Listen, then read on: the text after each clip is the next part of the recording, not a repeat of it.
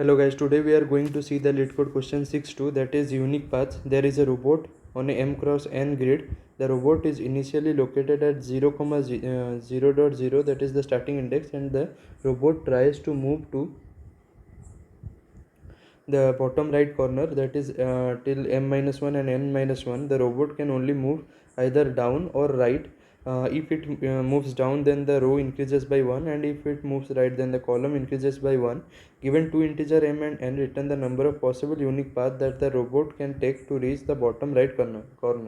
So the robot will be able to move till m number of rows, m-1 number of rows, and n-1 number of columns.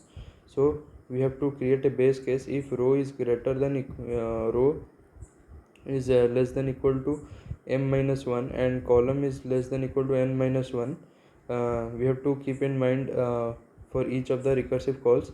And if row becomes equal to m-1 and column becomes equal to n-1, then we have to return just we have to take it in dp array. We have to return that row -1 and column -1, and at each of the recursive step, first we would be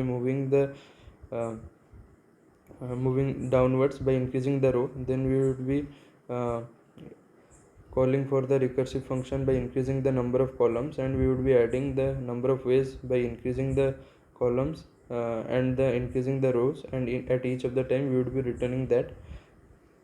And if we reach the last position, then we have to return 0 because we have reached the last position. Otherwise we will be keep on adding the number of ways by increasing the rows and number of ways by increasing the columns.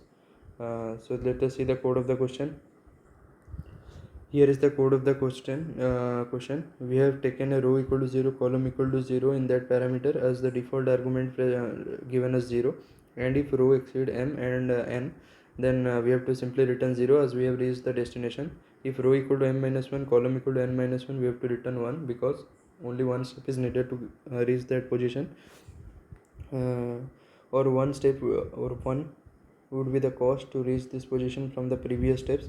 And if the dp row and column are present, that means if it is 1, then we have to simply return the dp row and column in each of the steps, and this would be returning 1, this would be returning 1 if we would be able to travel them, and we would be storing, this is the memoization technique, and we would be storing the previous steps, and each of the previous steps would get on adding by increasing the number of rows. So first, if we in this grid, if we travel the row, then we would be moving from this row to this row, so cost would be 1, so 1. Then after reaching this base condition, we would be it would return 0. Then we would be moving this and this, so here cost is 2, here cost is 3, and finally we would be returning 5.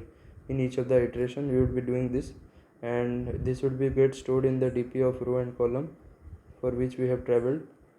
So this is the code. Thank you.